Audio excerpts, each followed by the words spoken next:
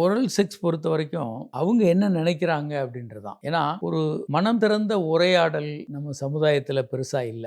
பாலியல் பற்றிய ஒரு மனம் திறந்த உரையாடல் இல்ல. அப்போ அவங்க என்ன வெளியிருந்து புரிஞ்சுக்கிறாங்களோ அதை உண்மைன்னு நம்புவாங்க. பல நேரங்கள்ல பெண்கள் அது ஒரு டர்ட்டி ஆர்கன், பீனிஸ் ஒரு சிறுநீர் போகக்கூடிய ஒரு அழுக்கான டர்ட்டி ஆர்கன் உறுப்பு அப்படின்னு அவங்க நம்பும்போது அதுல வாய்வழி தூண்டுதல் பண்றது அவங்களுக்கு ஒரு டர்ட்டியா தெரியலாம். ஆண்களுக்கும் அதே மாதிரி சில நேரங்களில் பெண் உறுப்பு ஒரு டர்ட்டியான உறுப்பு, ஒரு அசிங்கமான உறுப்புன்னு நம்பலாம். அப்படி இல்லை, இதன் மூலமாக அவங்க செக்ஸ் வாழ்க்கையை ரொம்ப அடுத்த கட்டத்துக்கு கொண்டு போக முடியும், ரொம்ப இன்ட்ரெஸ்டிங்காக கொண்டு போக முடியும் அப்படின்னு அவங்களுக்கு தெரியும் போது அதை அவங்க சரியாக பயன்படுத்த முடியும். ஓரல் செக்ஸுக்கு முன்னால் குளிச்சுக்கலாம், அந்த இடங்களை சோப் போட்டு வாஷ் பண்ணலாம், பல்வேறு விதமான மாற்றங்களை க்ளீனாக இருக்கணும் அப்படின்னு அவங்க நினைச்சாங்கன்னா அந்த இடத்த க்ளீன் பண்ணி நல்லா சோப் போட்டு வாஷ் பண்ணி குளிச்சுட்டு அவங்க உறவுல ஈடுபடலாம். இப்படி பல்வேறு ஆல்டர்னேட்டான முறைகள் இருக்கு, அதை அவங்க கொண்டு வரலாம். ஆனால் கடுமையாக ஒரு பெண் இது தப்புன்னு நினைச்சாங்கன்னா அதை சரி பண்ணுறதுல சிரமம் இருக்குது. அதனால தான் செக்ஸ் எஜுகேஷன் நம்ம கொஞ்சம் இளம் வயதிலேயே ஒரு